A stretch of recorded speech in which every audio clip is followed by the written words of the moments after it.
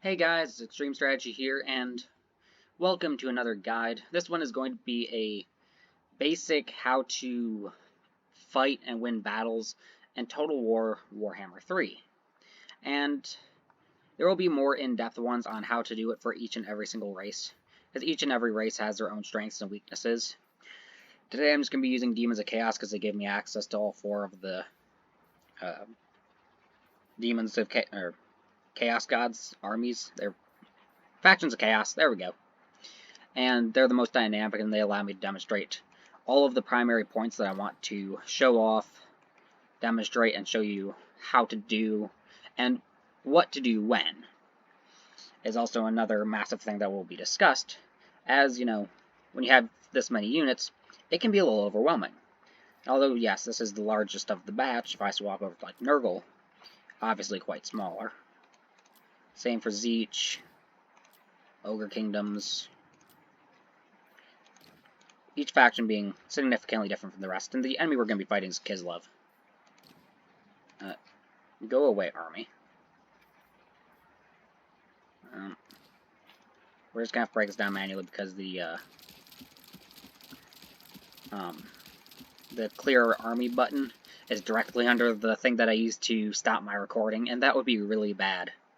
Just not record this by accident. That'd be awful.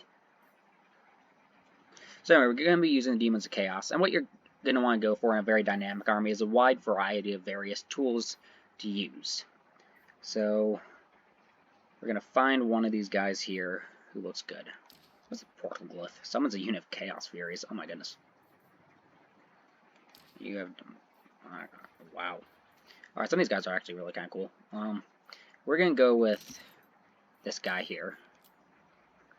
So he's going to have all of his various stuff. And then we're going to take another hero along. Now, if you have, like, a melee lord, you want a magic hero. And if you have a magic lord, you generally want a melee hero. You can go double mage, which in some instances is actually good. So I am actually going to do that just to demonstrate. No, because that's actually more faction-based. So we're going to go with just a normal one, and we're going to give him the Blood Throne for his mount. Then when it comes down to picking infantry, you want to pick what matches your playstyle. So just to kind of show overall on how to use various units, we're going to take a couple of Exalted Bloodthirsters. Let's take some Demonettes of Slaanesh. We're going to take some Pink Hordes of Zeech. We're going to take a Burning Chariot of Zeech. Two of these Exalted Hell Scourges. And then we're going to take a Skull Cannon. And two Soul Grinders of Nurgle. Is this what I want? I think it is. Yeah, it is. And we are the defenders. Perfect. So what I'm going to show here is I'm going to show several things. I'm going to show how to bring the enemy to you. Now, it is set to defensive, so they will come at me naturally. However, this is just a quick little tip. If you have an artillery piece, and they do not, just shoot the artillery piece at them, and after enough hits, they'll actually start coming to you. Just a quick little tip there. Also, these Soul Grinders I've found to not be the most effective. However, they are Nurgle Soul Grinders, meaning they are good at support. And oh my goodness, this level is beautiful. So this is in the realm of Khorne, and oh my goodness, this is gorgeous. Wow. I am impressed here. Woo. Nice. I am very impressed. 10 out of 10 map. Alright. So there's a few different styles you can use to fight. The easiest one is to put them in lines. Now this does cause for two slight problems. One of them is the fact that when you have your units lined up like this, everyone else just go away. I don't have my markers yet. Correct. Still gotta figure out how to put in my markers. You can have units come around from the flanks and pin them in this line. Now what you can do alternatively is slide some troops back, offsetting yourself. This does allow for a flank, yes, and it does allow for, you not be so spaced up, so maybe a breath attack won't do as much damage. However, now you have gaps in your lines, where if you're not fast enough, Cav can swing through and get through to your back lines. So, go with what makes the most sense against whatever enemy you're fighting. There really isn't a definite way to tell which of the two methods you should use. Generally, it's just better to go with a line. But as I said, there are very specific conditions where that is not the case. So, then behind it, you're going to want any ranged units that toss projectiles forwards. If they shoot projectiles, you're not going to want this. You're going to instead, like if, I'm going to show in a little bit, you would instead want them on a flank to shoot across, or sometimes something I do enjoy doing, and this just goes for in general, putting them on both flanks, creating this fire zone of just absolute death and destruction. However, if the enemy has Cav, you're going to be ruined. And the enemy that I am fighting against has Cav. So do not try and do a fire box. Or a fire corner, I should say. I think that's what I call those. Or usually call those. Now, the Exalted Demons of Slaanesh are, in this instance, going to be used as a third line. This is generally in case, say, units break through your first line, come in and attack your second, your third line can help out. And these Hell Scourges are going to be put on the flanks, or on the flank. What these will be used for is they will be used for engaging the enemy and doing just like side charges. The Nurgle ones, so this is an example of ones with guns that you want to put on the flank, so that way you're not shooting your own guys in the back. Because friendly fire can do a ton of damage, and it is not good. Alright, there we go. Sometimes the highlights in this game are weird. I hope they fix that. We're going to put you on the ground. So we do have our Lord Crest, the Darkling Prince. And we do have a normal Blood Reaper. Looking absolutely amazing.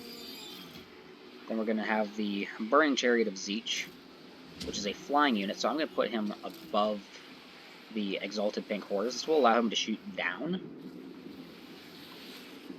and not have to worry so much about hitting his own guys. Also, he has really good range, and as there are no flying units, this is a safe unit to go with. Now, if there are flying units, once again, I wouldn't recommend doing that then. However, that will be discussed more in depth in a later video, where I physically break down each and every faction and what their strengths and weaknesses are and how to use them. So as you can see, the artillery missed, and because I am playing defense, the enemy is coming to me. Now sometimes you want to swap the target of your artillery, because yeah, aiming for this blob could be good, but that's not a guarantee. Now if I take my fourth group, you notice how they're putting a lot of guys over here? This is allowing for a gap in their lines. Perfect for me to just charge in against their Streltsy. Now this can be risky as the enemy can swing around and then hit you. I'm just going to basically keep an eye on these guys. As they are Slaaneshian units, they do take a lot of damage. And they take it quite easily, but they also dish out a ton of damage, and getting them out is very important.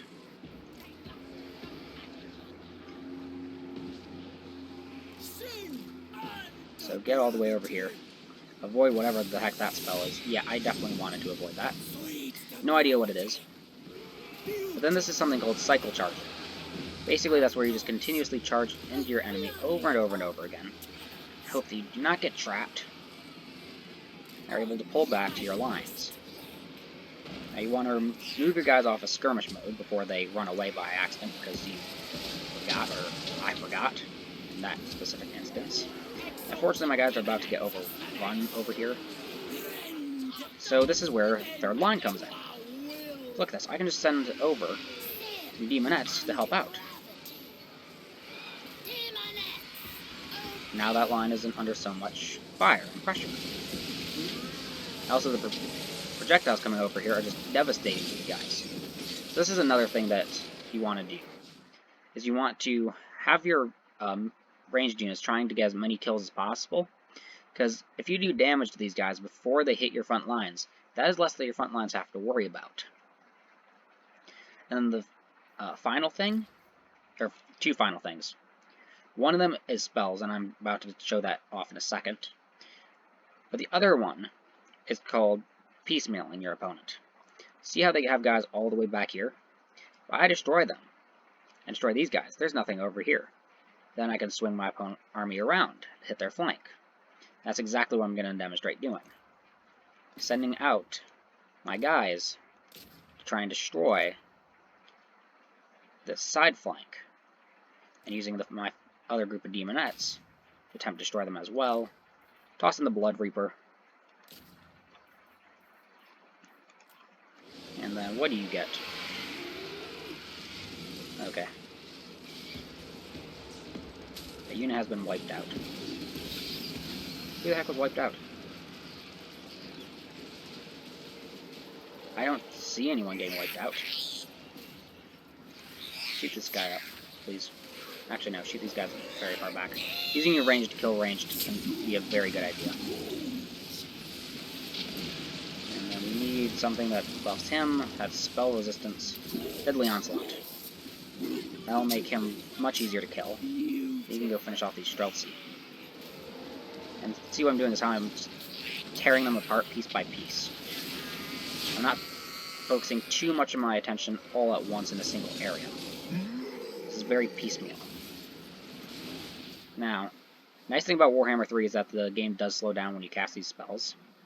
So you can take the spell, and see I'm about to catch 3 units inside of it. So I cast it. 3, 2, 1, and the shards start running down. I said the shards start running down. There we go. And that decimates them. So that's another very important thing to do. And now this unit is breaking. This side is breaking, and I can swing my troops around to the other side. Also, I no longer need to be targeting them, so I can swap my attention over here. And basically, you just swing your forces around. And when you have these clusters, come in, target. Very precise. Where's the other one? Oh, maybe they were the unit that got wiped out. Now in this instance, as you can see, units are now coming in from behind because they broke and fled. That's fine. I basically just take these units that I did not use to try and do the final push here, and I turn them around and tell them to open fire. Basically, the key is to always have other units that you can use when things start turning sideways, and maybe you need just that extra little bit of, or extra troops to help you pull in the victory. And what do we have here? Arcane Surge. I'm still kind of figuring out all these various abilities. Alright, we're gonna hit the end battle. End battle.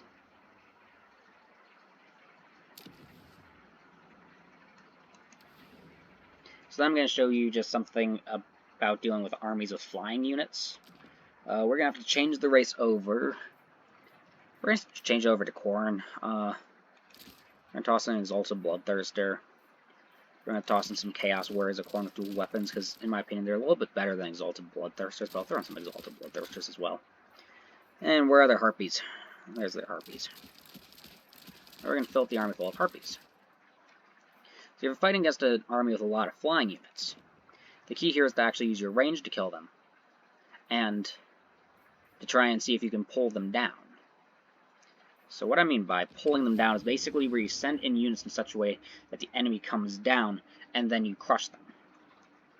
Basically, as the... Why is my arrow doing that? Thank you. Basically, when these guys come down, the rest of my units are going to swarm them. Because I'm going to basically set up a trap to kill these guys first, and then crush the rest of them. Once again, piecemealing it and removing a certain chunk of their troops, because all these guys are aerial. This will give them aerial superiority. Because yes, this guy has ranged, but against this many Harpies, range is only so good. I'm going to show you what pulling them down looks like. So once again, we're going to set up our typical pattern. We're going to set up these guys here, the Zechian ranged units behind, Slaneshian in the far back, as a third line. Stay close, fools. This guy's going to go here. Now what we're going to do differently is we're going to take this unit, and we're just going to set him up a little bit more. So I compare stats, and I hope I am right about this. So these guys have a speed of 28. These guys have a speed of 110. Much faster. This guy has a speed of, so it's going to find it, 95. Also much faster. 28, and where are the other units? These guys back here have a speed of 38. So this is something to keep in mind, that you can actually tear them apart, because the enemy will not necessarily always come to you at once. Champion of the gods. And we have the Exalted Bloodthirster, Crest the Darkling Prince, to basically take out the other Lord. And once again, we take the our if I can ever think of it, it'd be great. Soul Grinders put on the flank to get some crossfire. We're gonna hit start battle. So the artillery starts coming out. I would like to believe that that was aimed at that massive blob. But I'm just going to confirm that it is aimed at that said blob in the future. Yep, and they're actually moving fairly in formation, which is a bit of a pain in the neck. I'm going to slide this guy over.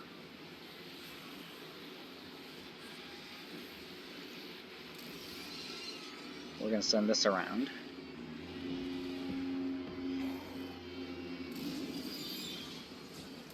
We're going to start shooting at these guys. And of course, the ranged units can help out in destroying the harpies as well. However, that's not necessarily their primary objective.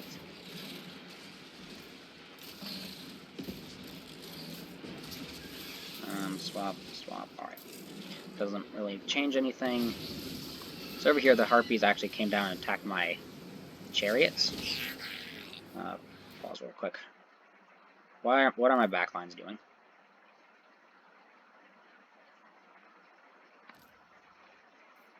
Get off of skirmish mode. Skirmish mode actually destroys you. Group 4, go over here and help out. So yes, my poor Seeker chariots are getting torn apart because they're Slaneshian and they're not cut out for this.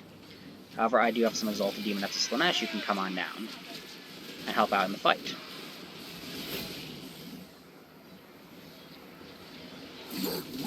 Then I have the Blood Reaper here. Now up here, my Lord is actually losing, so I'm going to pull him back. I said I'm going to pull him back. I said I'm going to pull him back, thank you.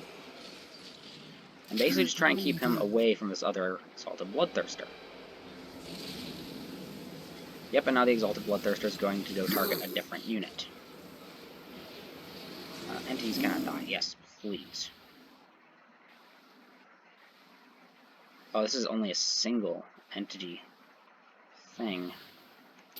We're going to plop on those Exalted Pink Horrors. Oh, and then he comes down and attacks this guy instead. Now, this is annoying is the fact that when they jump around like that, you technically can't attack them. However, I can just turn my ranged units around and open fire on him. Over here. I believe I am winning? Yes, I am. Sometimes these units look pretty much the same when you first get a game. So then over here, once again, we're looking for a potential spot to place our spells. This is something I recommend doing, is when you first start playing, pause the game. Pause and play. Pause and play. You don't have to... What the heck is my Skull Cannon doing? Then you have the instances like this where it's just like, what in the world? Why? They have like spells like this where I can basically hit all these guys at once. Now that is not my objective. My objective instead is this pain in my neck. So I'm going to take this, I'm going to pop all of his abilities at once. I know the one for magic spell does not help against, Exalted Bloodthirster. Then I'm going to go looking for what can either buff my guy or damage the other one. So I see this one that has melee defense minus 24 and speed minus 25. Pop that on him. Hit play, let the spell go off, and then immediately pause it. What this then allows me to do is it allows me to pop my other ability on this guy. Now the Bloodthirster is going to try and pop into the air a little bit, but he's still going to keep getting hit. Even though this guy is now rampaging, he is much more powerful than the Bloodthirster. And then once again, start focusing on piecemealing it. Whoops.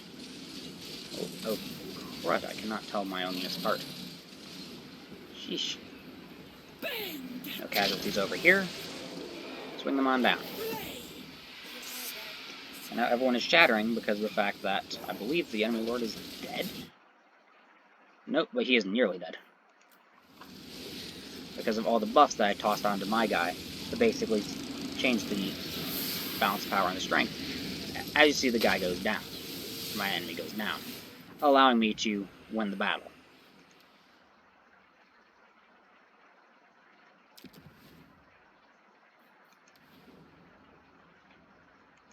But anyway, I hope you guys enjoyed the video. If you did, be sure to hit the like button, subscribe to more content like this, subscribe so that way I can do a breakdown of how to kill all the various factions, and also strengths and weaknesses, but army comps, all the fun stuff, more guides, and then campaigns, cinematic battles, anything and everything you can imagine for Total War Warhammer 3, even some stuff for 2.